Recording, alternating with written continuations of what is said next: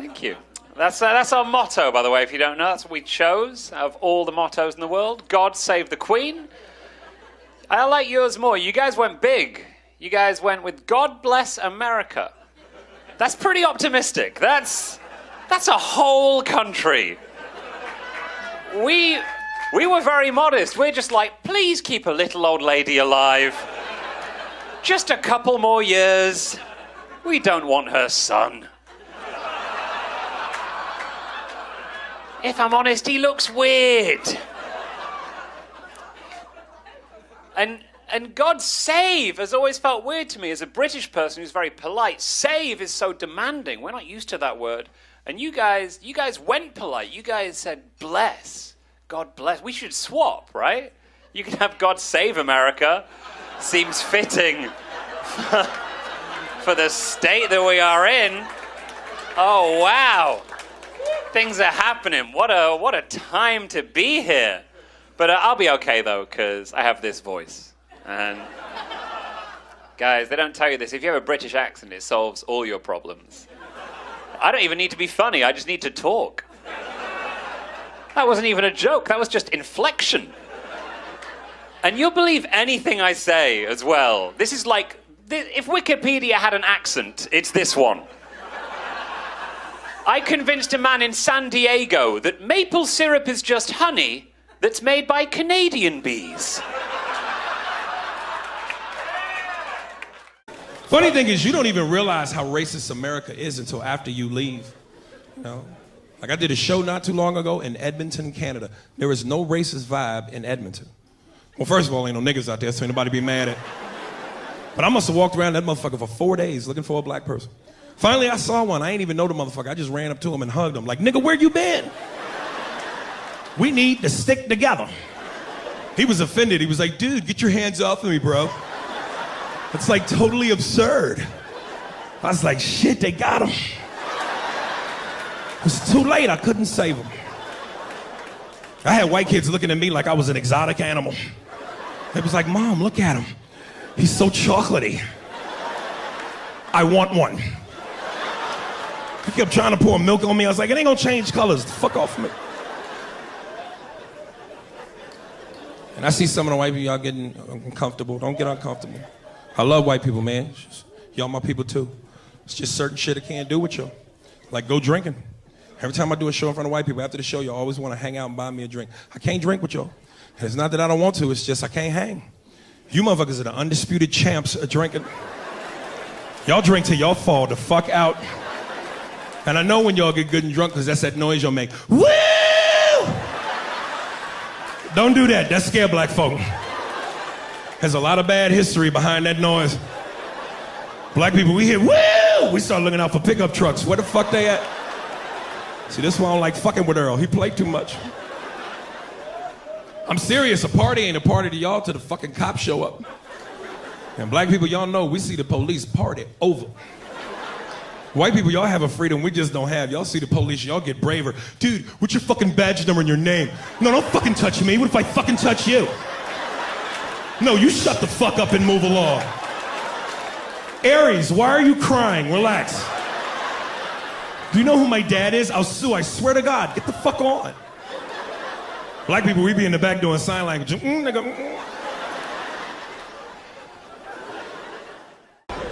then, you know, where else? This is the new world, you know, and the other part of the new world is America. People think that's got a lot of promise. Still, even though we're all a bit funny about Americans now, a bit, I think the reason that happened, all that bad feeling about America, is apart from everything that they've done. It's because American stupid people sound stupider than every other kind of stupid person. Some people are just thick, but you put up with them. But Americans are annoying when they're thick, because they say, well, you know, if they're talking about one of those terrible incidents that happen every other day in America, they say, well, you know, I was there, and the guy came in, and he had, like, a gun, you know, and he was, like, shooting, and everybody else was totally dead. And you just, it sounds a little divorced from reality somehow. So I think that's why there's this ill feeling about the place sometimes, because of everything the administration has done. You know, it's like the really bad flatmate of the world. Oh, sorry, did I break all your shit? I didn't know it was yours. Yeah, I'll replace it sometime. With my stuff. And because it's the only remaining empire, of course. You had an empire once.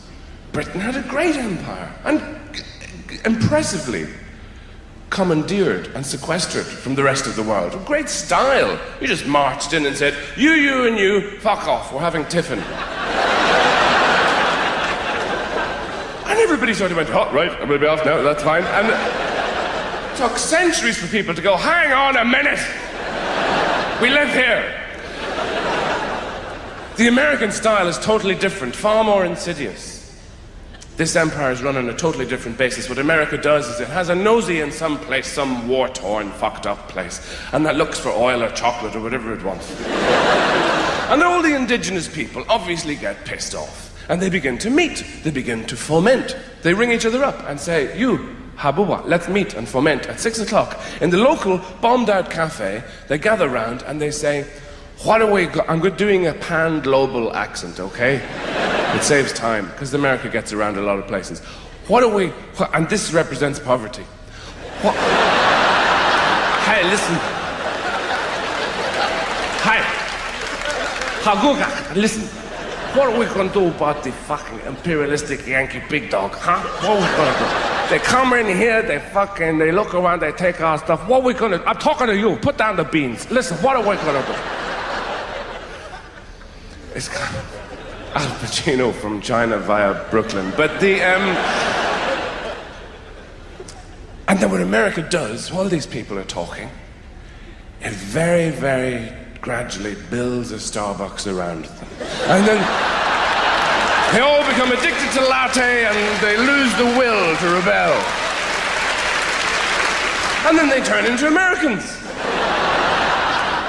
After a couple of weeks, the kind of people who come up to me and say, hi, I'm Irish. My grandmother was an O'Flaherty, did you know her? I always say, yes, I did. But then again, everybody did. Now that's a particular kind of American, obviously, the kind of Americans you see in Europe, who often, for some reason, seem to be very generously proportioned. And you see them in museums, blocking up the exhibits, going, what is this? Can we eat it? Where are we? Can we pee? Where are we? And yet, when you go to America, you see that it's a very, very, because it's so competitive and everything, people are ultra-fashionable and very thin, really. I think the Americans you see in Europe are all the ones who stay in their apartments, get food piped in, and then they're just shipped out to Europe. But the ones over there, you see these amazing-looking people. They don't look real at all, these incredibly exiguous women. You know those people who look like they can't support the weight of their own teeth in their head? Stalking in and out of fashionable restaurants. I don't know what they do in there. Maybe they just rub pesto on their legs or something. And you know, they look like they weigh as much as a photograph of themselves. And very fashion conscious. But people have this idea that it's still the promised land. You know, somewhere like California, which everything is fruitful and abundant. But Arnold Schwarzenegger is the governor of California. There's a perfectly ordinary English sentence. How did that happen? Do you know how that happened? Because I'll tell you. You know how he got into that position? He got there by lifting things.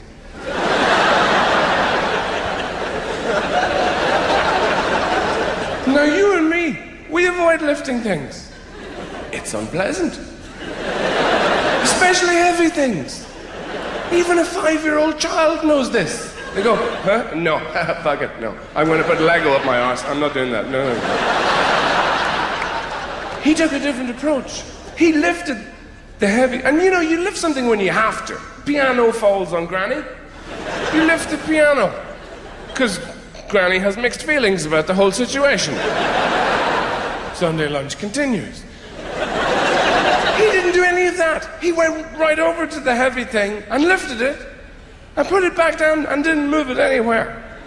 And then he lifted it again, hundreds of times, and said to the people who had stopped to observe this aberrant behavior, "Look how good I am at lifting the heavy thing in my underpants." Now that sounds a little dim, but it was they who said, "You're the man. You're the one we want to deal with immigration and water rates and taxes and all that kind of shit." Now, wait. What we need to know is, how bad was his predecessor at that job? You know, this must have been somebody who came to work covered in children's blood every morning. Those guys always get on the cross-country fucking flights. So anyways, there was this adorable woman next to me, and she was from Australia. Had the little fucking accent and all that type of shit. So whatever, long story short, we're taking off from JFK, and one of the runways is shut down, so it's taken for fucking ever, right? A couple people on the plane are in wheelchairs, so that takes more time, you know, your proverbial fat fucks, you know, the whole deal. So we take off like an hour and a half late.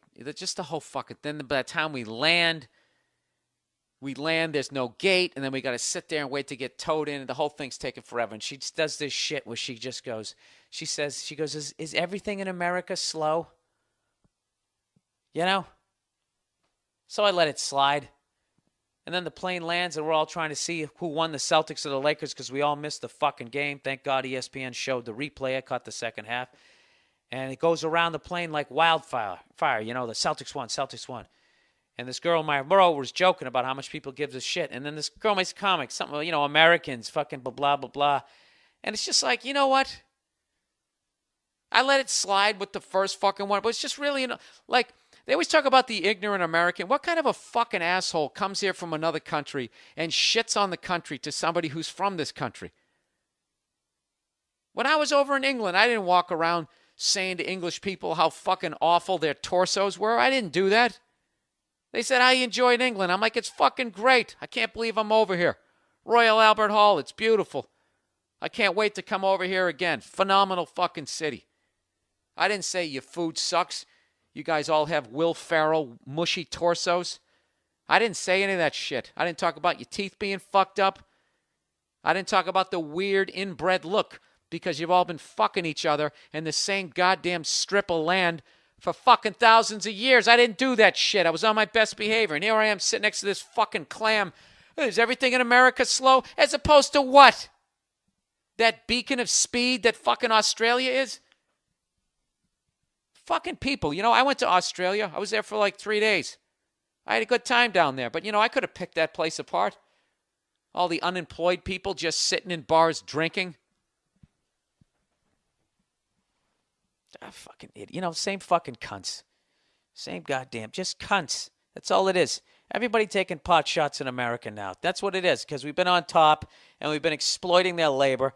And I guess maybe we deserve a little bit of that shit. But you know what? Look in the fucking mirror, Australia. Or woman from Australia. The fuck? I went there. I wasn't like, wow, like I was going into the future. Can I have a ham? And then the fucking sandwich is right in my hand before I even finish it. I didn't find them to be overly fast over there either. You wait. You fucking wait. You think it's not coming your way? Our corporations are just ahead of the curve of where your corporation. Yo, let's talk about a real issue at hand. Trash piling up, it's time to take a stand. From plastic bottles to styrofoam cups, our planet's drowning, it's time to wake up. Garbage trucks roll, streets lined with waste, but where does it go? It's not a race to the landfill, a mountain of despair, but we can change course, show that we care. Trash talk, it's more than just words. It's about actions, the change we deserve. Reduce, reuse, recycle. That's the plan for a cleaner, greener earth. Let's take a stand.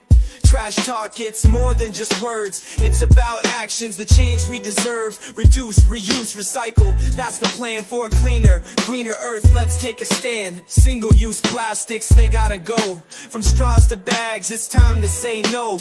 Bring your own cup, your own tote bag. Small steps add up, let's not lag. Sorting all waste is not that tough. Recycling centers, that's where it's rough. Separate paper, glass and cans. Give them a new life, that's the plan.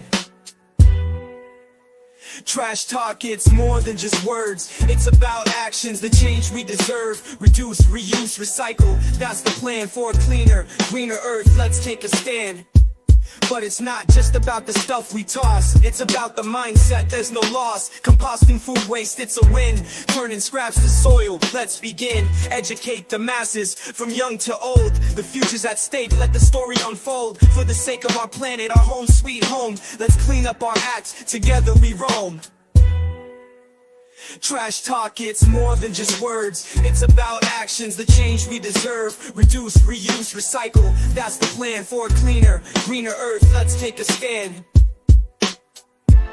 Our corporations have basically exploited every last legal way that they can make more fucking money over here. So now they're just stealing.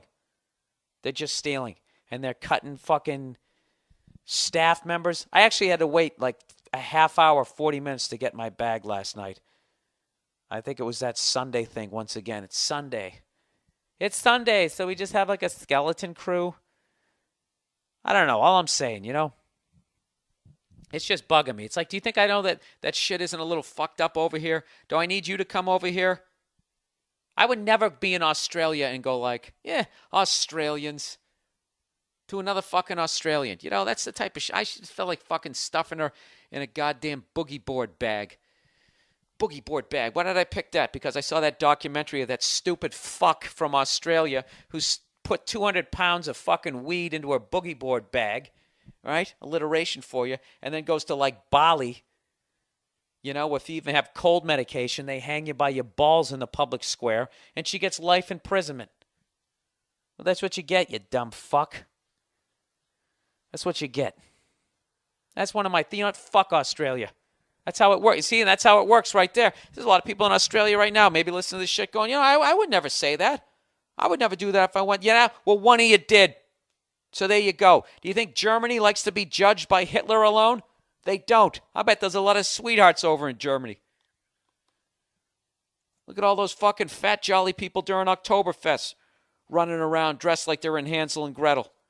You know? Shitting on each other or whatever weird fetishes they're into over there.